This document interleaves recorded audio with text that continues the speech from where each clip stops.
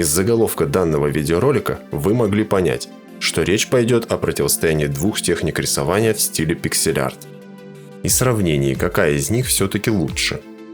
Или правильнее сказать, разумнее. Первый метод простой, классический. Вначале подобрать палитру, а потом рисовать. А второй, как вы думаете? Да, вначале рисовать, а потом уже собирать палитру. Звучит как бред, но все не совсем так, как это звучит. Конечно же, тут есть небольшие мелочи. Таким образом, условно назовем первый метод рисования ручным. То есть, когда нужно вручную отрабатывать каждый пиксель. А второй полуавтоматическим, о котором, возможно, не все еще знают, но и он тоже считается пиксель-артом. И не надо в этом сомневаться. Если кто-то считает, что любой примененный автоматизм выносит такие рисунки из разряда пиксель-арта, а рисунки после долгих ковыряний в одиночных пикселях считает истинным пиксель-артом, то, конечно, это ошибочное мнение, потому что критерии у рисунков для отнесения их к этому стилю совсем другие. Собственно, они бросаются в глаза. Это крупная зернистость, отсутствие автоматического антиалиасинга и, конечно, ограниченная палитра на переходах цветов, когда любую плавность на поверхностях приходится имитировать с помощью дополнительной техники под названием дизеринг. А автоматическим ли способом это рисуется или нет, уже не имеет значения. Рисунок все равно остается в стиле пиксель-арт. Итак, мы сравниваем ручную и полуавтоматическую техники рисования. А лучший способ подчеркнуть достоинство полуавтоматической техники – это указать на недостатки, унизить и растоптать в пыль ручную технику. Шучу, конечно. Просто если мы собираемся рисовать не один маленький спрайт, а рисовать много, при этом красиво настолько, чтобы все картинки гармонировали между собой, ручной метод не подходит. По порядку расскажу почему.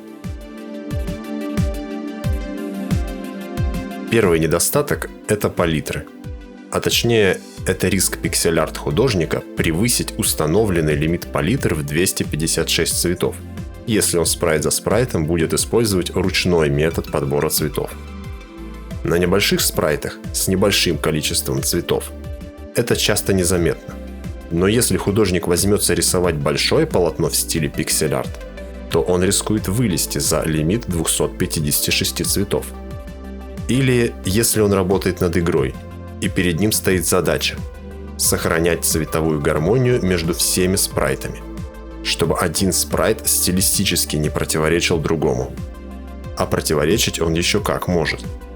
Цвета одного спрайта могут отличаться от другого насыщенностью, контрастом, яркостью и прочим.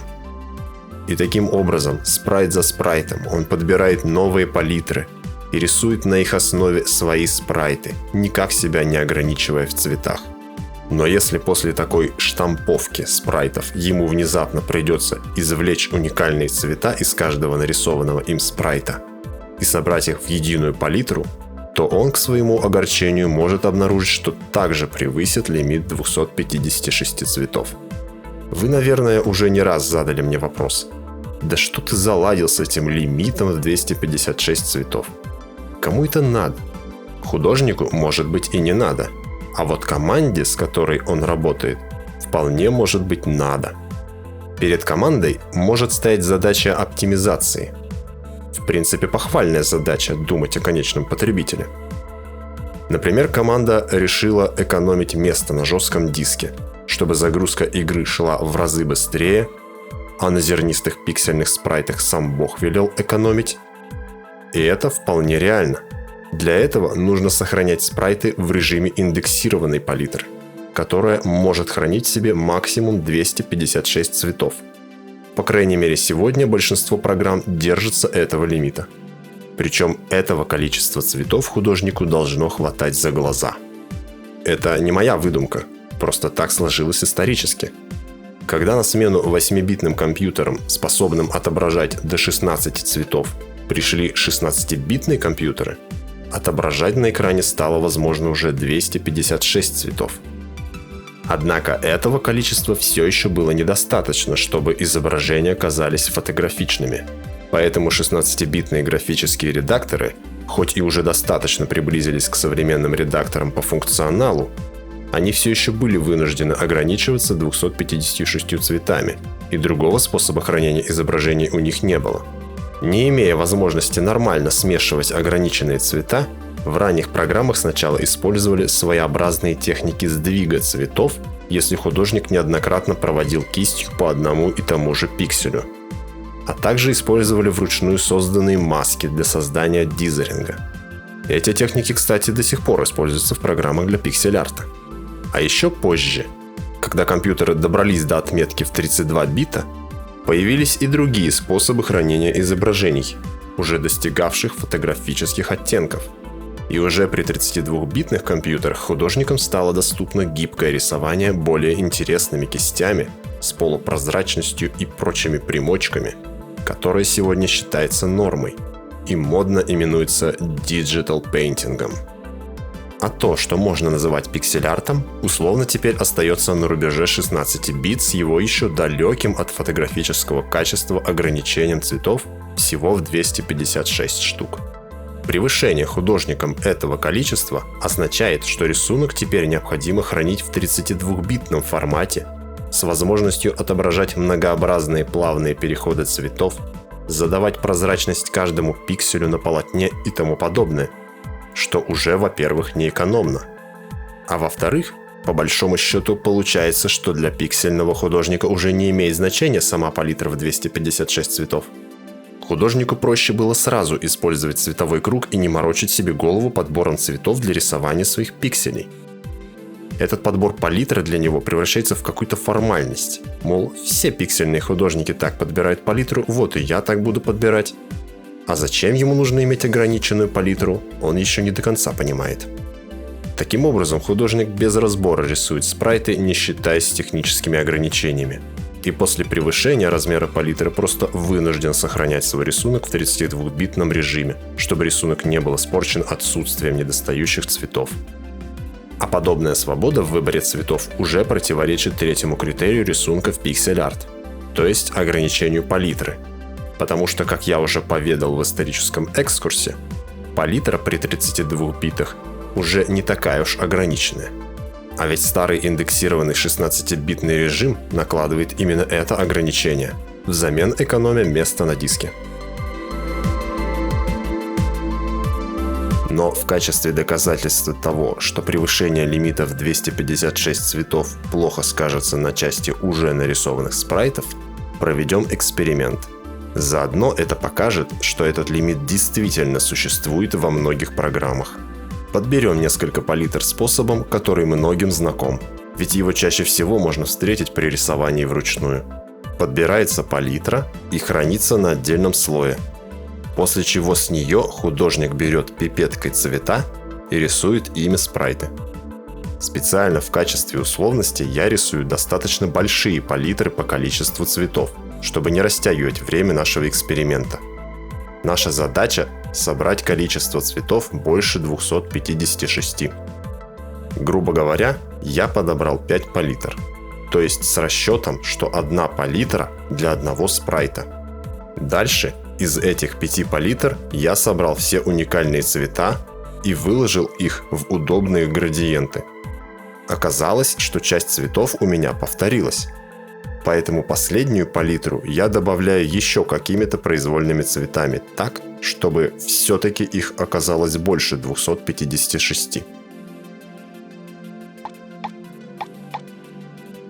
Сохраняю палитру. И теперь пора попробовать нарисовать какой-нибудь спрайт. Пусть это будет грубый шарик. Для эксперимента я не буду тратить время на выравнивание градиентов и форм. Теперь обращаю особое внимание, что для градиента освещения я захватываю 4 последних цвета, которые превышают диапазон в 256 цветов. Эти 4 цвета приходятся на макушку с бликом. Проверяем пипеткой, что все цвета, которые я использовал, попадают в нашу палитру. в том числе 4 цвета сверх палитры для макушки. Сохраняю изображение в PNG, пока что в 32-битном режиме, а также саму палитру из 260 цветов. При сохранении программа предупреждает меня о том, что моя палитра содержит больше 256 цветов. Это сигнал о том, что после сохранения я не смогу использовать 4 последних цвета. Теперь отдельно я открываю сохраненный рисунок. Специально загружаю тестовую палитру из 260 цветов и теперь преобразую рисунок в режим индексированной палитры. Уже заметно, что часть цветов оказалась потеряна. Это цвет фона и цвета на макушке шарика. Проверяем пипеткой цвета на блике и понимаем, что это уже не те 4 цвета из палитры, которые вышли за пределы 256. Это уже другие цвета, где-то из середины палитры, максимально приближенные, по мнению программы, к цветам блика до преобразования. При этом последние 4 цвета, начиная с 257-го, были проигнорированы.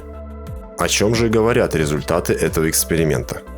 О том, что нельзя бездумно подбирать любые цвета. Нужно всегда сверяться с теми цветами, которые уже были использованы в общем миксе игры или большого полотна, и не превышать это значение. Второй существенный недостаток ручного способа рисования – это медленная скорость работы. Если в конце 20 века об автоматизации, которая у нас есть сегодня, художникам можно было только мечтать, то сегодня мечты художников давно стали реальностью. Ведь сегодня уже существует ряд программ, которые владеют автоматическим преобразованием цветов на основе выбранной палитры. На текущий момент наилучшей программой, имеющей исчерпывающий функционал по преобразованию рисунков в цвета заданной палитры, на мой взгляд, является Krita. Поэтому в этом уроке я расскажу, как настроить Krita для работы над пиксель-артом. Но чтобы лучше понять поведение Krita при преобразовании цветов, нам понадобится еще несколько готовых палитр, кроме той, которую я только что сделал на скорую руку. На самом деле, если вам неохота заниматься подбором своей личной палитры, вы можете скачать их с сайта Lospec. Чтобы найти нужную палитру, переходим в список палитр. Здесь уже видно ряд последних палитр с примерами их использования. Но нам нужно найти конкретные палитры. Для начала с максимальным количеством цветов. Для этого в фильтре выше я указываю Exact, чтобы указать точное количество цветов, и в поле правее вписываю 256. То же самое можно сделать с помощью ползунка, который в очередной раз доказывает нам, что больше 256 цветов в палитре быть не должно. В отфильтрованном списке я выбираю произвольную палитру, например, Sonic Roboblast 2. Нажимаю на кнопку «Скачать» и выбираю формат файла PAL. Этот формат мне кажется самым удобным. Дальше я выбираю еще одну палитру, но с другими 256 цветами. Это Aurora. Теперь скачаем палитру на 64 цвета. Я выбираю FamiCube, потому что ее цвета мне также кажутся достаточно универсальными. И, пожалуй, еще одну палитру на 32 цвета, чтобы лучше увидеть между ними разницу при использовании в Krita. Мне приглянулась палитра HEPT32. И, пожалуй, хватит. Теперь открываем Krita и загружаем туда скачанные палитры. Сделать это можно на панели палитры, открыв список палитр и нажав кнопку импорта, либо через менеджер ресурсов, в котором вначале нужно выбрать категорию загружаемых ресурсов, в нашем случае палитры, и затем нажать кнопку «Импорт». После импортирования палитра появляется в общем списке Krita и сохраняется во временной папке программы. Таким же образом я по порядку загружаю все остальные скачанные палитры. И в последнюю очередь свою тестовую палитру с 260 цветами. Теперь все эти палитры появились также в списке панели палитр. Обратите внимание, что в отличие от скачанных палитр, моя тестовая палитра не загрузилась. Но не потому, что она имеет неправильное количество цветов, а потому что программа ACPrite, из которой я сохранял палитру в формате PAL, сохранила цвета с учетом 4-го альфа-канала, который, видимо, сбил с толку Криту. А заниматься удалением дополнительных значений альфы мне не хочется. Лучше я отправлю свою палитру в помойку и попробую сохранить ее в другом формате, который Крита точно понимает, в формате ACT. Вновь перехожу в Криту и через менеджер ресурсов импортирую свою тестовую палитру в новом формате. На этот раз палитра загрузилась без проблем. Но все ли 260 цветов загрузились? Проверим это на примере шарика с бликом. 1, 2, 3, 4, 5. Смотрите, какой цвет выбирается в самой палитре. Начиная с 6-го цвета, так же как и в ACPrite, программа ориентируется на цвета из первых 256. А с 4 последними и так неизвестно, что произошло. А теперь самое интересное. То, что сэкономит вам время при рисовании в стиле пиксель-арт. То, к чему стремились все прогрессивные художественные умы, чтобы после взлета цифровой живописи на вершины 64-битного фотографического качества 21 века сделать стремительный даунгрейд до 16-битных времен 90-х годов 20 века. Это цветовой фильтр. Крита не совсем похожа на типичные фотошопоподобные редакторы для цифровой живописи, начиная со специфического устройства кистей и заканчивая, как мне кажется, самым удобным устройством слоев из всех редакторов, в которых мне приходилось работать. Так вот, и фильтр цветов здесь можно добавить, щелкнув правой кнопкой мыши по слою и проследовав по цепочке «Добавить», «Добавить маску фильтра» среди массы других. Откроется диалоговое окно создания нового фильтра палитризации, где нам нужно выбрать из имеющихся палитр свою, тестовую. Для начала оставим все как есть, выбрав только палитру и не трогая остальные свойства. И посмотрим, что дала нам эта палитризация. Проверим некоторые цвета и убедимся, что цвета после маскировки никуда не отклонились. Все верно. Все цвета ссылаются на палитру. Теперь попробуем другую палитру.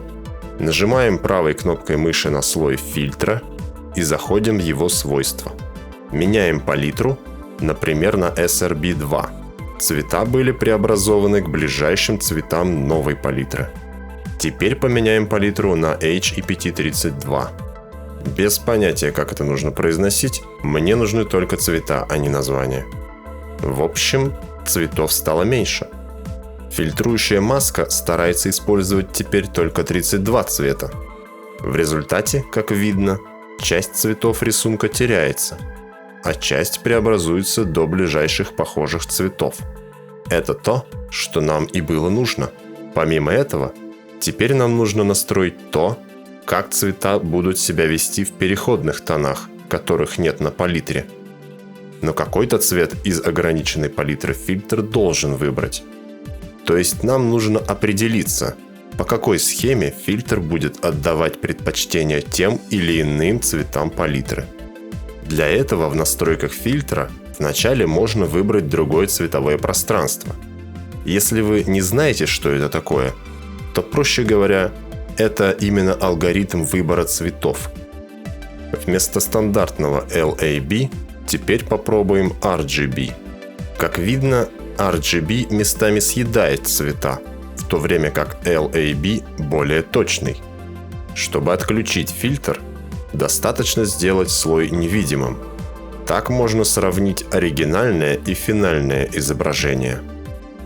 Теперь возьмем более наглядный рисунок, в отличие от тестового шарика с палитрами.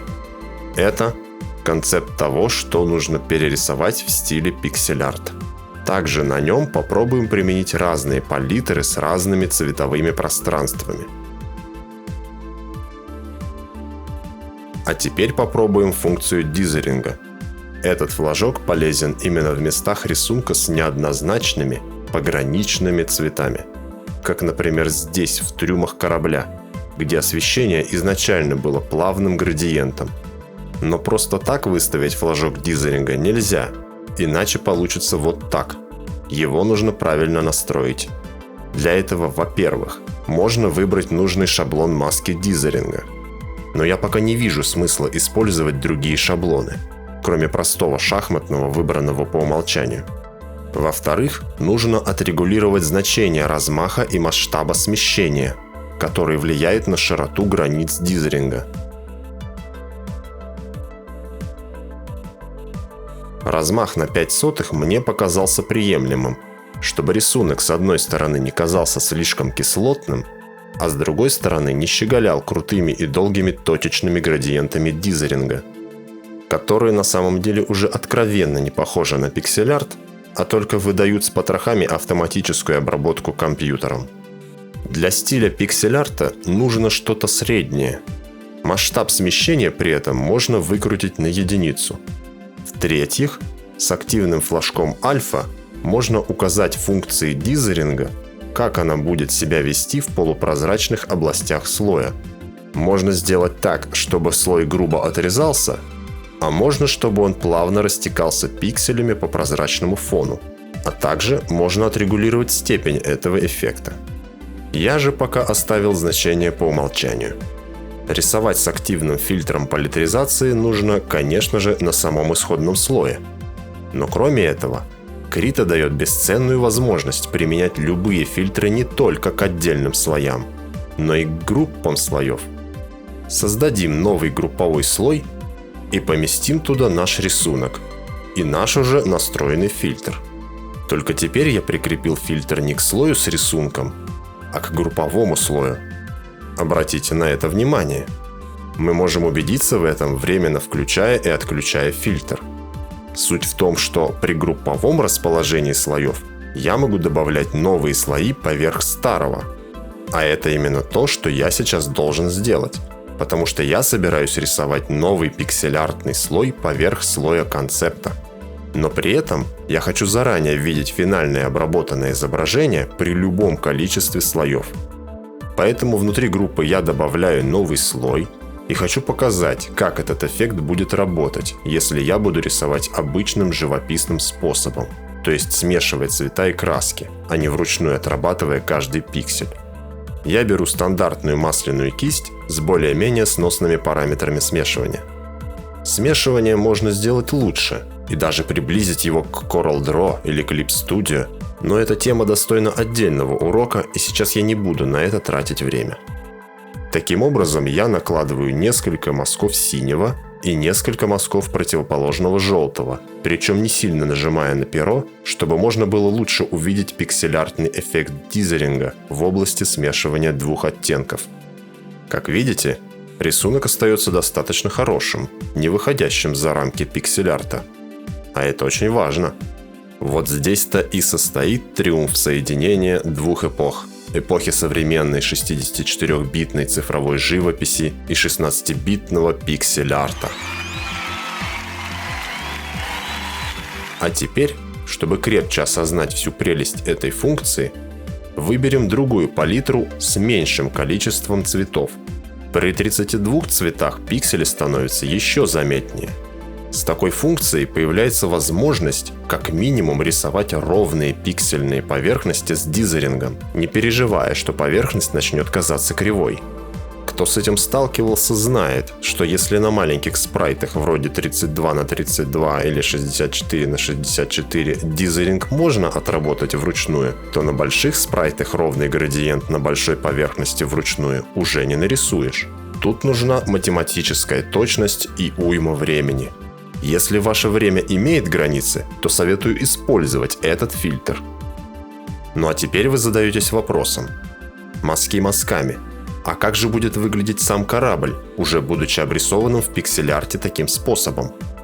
Всему свое время. А именно сейчас настало время настроить удобные для рисования кисти. Меню выбора кистей находится здесь. А кнопка рядом открывает свойства выбранной кисти. Их нам и надо настроить. Одновременно с этим нам нужно подобрать кисти, которые могут понадобиться. Во-первых, понадобится размазывающая прозрачная кисть, чтобы размывать границы между оттенками и создавать гладкие поверхности. Я беру за основу кисть Blender Blur и с помощью кнопки «Сохранить новый пресет кисти» пересохраняю ее как новую кисть, то есть по сути копирую ее. При этом я оставляю ее старое название, но вместо буквенного кода спереди ставлю единицу и надпись Custom. То есть моя личная пользовательская кисть, а не та, что поставляется скрытой. Таким образом, я не буду портить стандартные кисти программы, а буду изменять свойства копии. Также я это делаю для того, чтобы все важные для меня кисти всегда были вверху списка. Лично для меня это удобнее тем, что не придется вечно прыгать туда и обратно по категории «Избранные», если бы я помечал кисти как «Избранные». Если хотите, можете попробовать добавить кисти в «Избранные», и вы поймете, почему это не совсем удобно. Удобнее держать полный список кистей перед глазами, но при этом я буду знать, что мои личные избранные кисти в этом же полном списке находятся сверху. Во-вторых, мне может понадобиться масляная кисть, хотя называется она по-другому.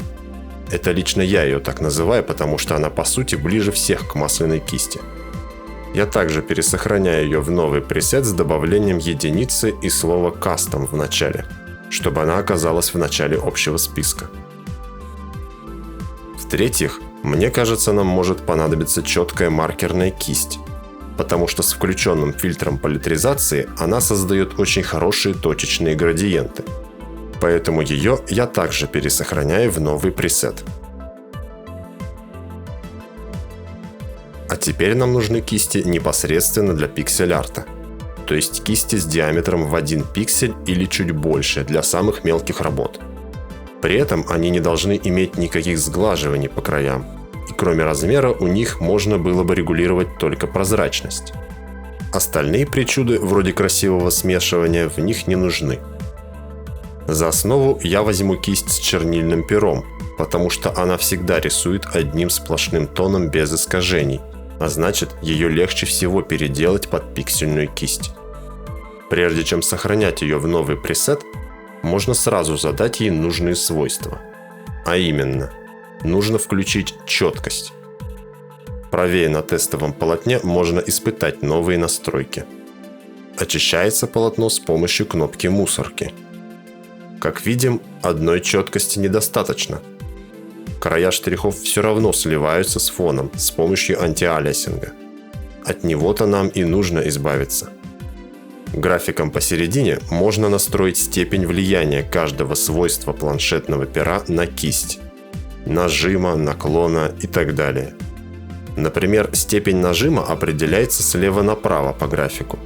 И в простом линейном случае это значит, что чем правее, то есть сильнее будет нажим, тем сильнее он повлияет на четкость. Но отрегулировать четкость с помощью графика не получится, потому что я не хочу всегда нажимать пером на свой планшет с максимальным давлением, чтобы штрихи не сливались с фоном. А еще потому, что я не хочу сделать дыру в своем планшете. Лучше сдвинуть правую вершину влево, чтобы любой нажим воспринимался как максимальный. Но и этого в Крите пока тоже будет недостаточно. Нам нужно настроить еще одно свойство. И далеко за ним бегать не надо. Оно находится в самом первом пункте форма кисти, где нужно снять флажок антиалиасинг. Казалось бы, все. Но нет. И это еще не все, что влияет на четкость. А точнее, не на четкость, а на все свойства, которые настроены для кисти. Последнее, что нам нужно, это отрегулировать главное свойство для любой кисти – свойство Flow, которое в русском интерфейсе почему-то переводится как непрозрачность. То есть это вроде как говорит о том, насколько слабой или сильной должна быть кисть. Но мне кажется, это очень грубый перевод, и лучше было бы перевести это как «влияние» или «сила потока», или просто «поток». Обычно этот термин чаще всего и используют, потому что сама опция влияет не столько на прозрачность кисти, сколько именно на ее силу потока. А это большая разница. Именно о силе говорит слово flow, а не о непрозрачности, которая по-английски вообще-то называется opacity. И это свойство действительно непрозрачности и без того уже есть в настройках кисти. И как я уже сказал, оно сильно отличается от непрозрачности на верхней панели. И, кстати, именно поэтому я переключил программу на английский язык, потому что он точнее отражает суть всех опций, в отличие от русского перевода, который, как в данном случае, одним словом называет два разных свойства, а это очень сильно сбивает с толку. Выкрутив силу свойства flow на максимум, мы получим и максимальную силу той самой настроенной нами четкости и вообще всех свойств, которые были настроены для кисти. И вот уже теперь можно сохранить кисть в новый пресет. Название я также начинаю с единицы, чтобы кисть встала в начало списка, а называю ее как кисть для пиксель-арта, с припиской о том, что эта кисть будет иметь 100% непрозрачность. Потому что я планирую сделать еще пару кистей с другими значениями непрозрачности. Все для тех же самых целей, чтобы не открывать и не закрывать часто параметры кисти лишь для того, чтобы поменять степень непрозрачности. Тем более, в основном мне будет важно использовать только 3 степени непрозрачности. Сразу можно поменять иконку для кисти. И сделать это можно несколькими способами. Один из них – воспользоваться рисунком чернового полотна. Вначале нужно нарисовать, или точнее написать на нем то, что нам нужно видеть. Например, текст P-Art 100%, то есть Pixel Art 100% видимость. Затем при сохранении нового пресета нажать вторую кнопку «Загрузить из черновика». Но иконка из каракулей мне не нужна, потому что я заранее подготовил приятные моему глазу иконки. Чтобы загрузить иконку из файла, нужно нажать кнопку «Загрузить изображение». Когда иконка загружена, я сохраняю пресет. С такой иконкой теперь несложно найти кисть для пиксель-арта в начале списка. Теперь уменьшим непрозрачность этой же самой кисти, чтобы на ее основе создать новый пресет, лишь изменив в его названии 100% на 25%. Также не забываем о новой иконке. На черновом полотне можно проверить, как эта кисть работает. И осталось сделать последнюю пиксельную кисть с 10% видимостью, на случай, если придется накапливать непрозрачность еще тщательнее. Меняю название, меняю иконку. С фильтром политризации эффект полупрозрачности будет заметен не так, как мы видели на черновом полотне при настройке кистей. Но с помощью таких полупрозрачных кистей мы сможем регулировать степень дизелинга в переходных тонах. И вообще, это полезно для создания непредсказуемых фактур. Вот как это будет работать на уже политризированном слое. Цвета с нужной яркостью будут подбираться быстрее, чем если бы мы подбирали их вручную. Так намного удобнее рисовать тени и особенно блики.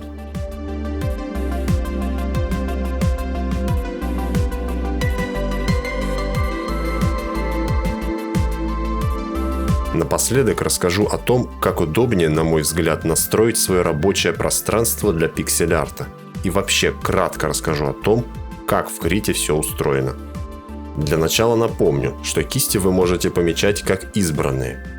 Или помечать кистью другими тегами, чтобы они попадали в соответствующую категорию, а не находились сверху в общем списке кистей, как это сделал я. Хотя мой способ мне все-таки кажется удобнее, потому что не нужно прыгать из категории в категорию, если вдруг мне понадобится вернуться к общему списку кистей. Далее при рисовании в пиксель-арте для соблюдения нужных вам размеров спрайтов вам обязательно понадобится сетка. В Krita она очень гибкая.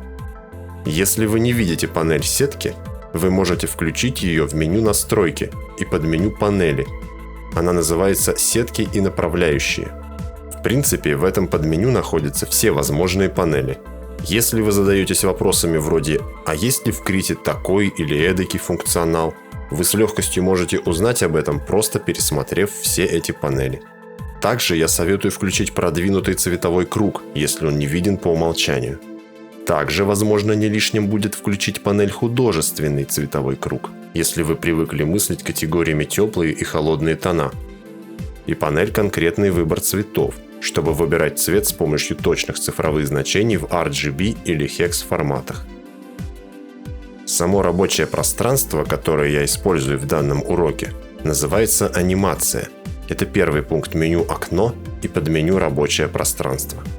Здесь уже имеется ряд рабочих пространств, но мне нужна анимация, потому что я также собираюсь рисовать кадры анимации для будущих спрайтов. Чтобы переключиться на стандартное рабочее пространство, выбирайте по умолчанию. Перед началом работы я настраиваю сетку. Включаю флажок «Показывать сетку». Также очень часто придется включать флажок «Прилипать к сетке», например, чтобы быстрее выделять отдельный тайл. Тип сетки по умолчанию выбран прямоугольный. Хотя здесь же вы можете переключить ее на изометрию, если соберетесь рисовать в изометрическом стиле. Шаги сетки XY я выбираю 16 на 16 и подделение единица, чтобы не видеть лишних делений разного цвета. Еще ниже можно настроить стиль, цвет и прозрачность для общей сетки и сетки подделений. В целом, это все, что мне было нужно. Дальше я начинаю искать, с чего начать отрисовку, и начинаю долгий и муторный процесс рисования. Весь этот процесс рисования вы можете посмотреть в отдельном ролике. В этом же уроке я его сокращу, чтобы не заставлять вас долго ждать. В заключение очень хочется выразить надежду, что вы поняли разницу между ручной техникой и той самой полуавтоматической, о которой я рассказал. Полуавтоматическая техника требует определенного функционала графического редактора и его настройки под свои нужды. И как вариант, я предложил вам одну из таких программ, то есть Krita. Если вам помог этот урок, не забудьте поделиться им со своими друзьями, поддержать его положительной оценкой и другими возможными способами, а также оформить подписку на нас. Ведь в своих роликах мы стараемся дать не просто теорию, сотни раз клонированную из уст в уста, а именно разжевать и дать ту информацию, после которой вы с полным осознанием дела и уверенностью сможете приступить к работе. А чтобы такая информация была качественной и удобоваримой, нам нужно время и, самое главное, ваша поддержка. Ведь от нее зависят будущие выпуски. А если у вас остались вопросы или вам просто хочется оставить отзыв, вы можете сделать это в комментариях под роликом.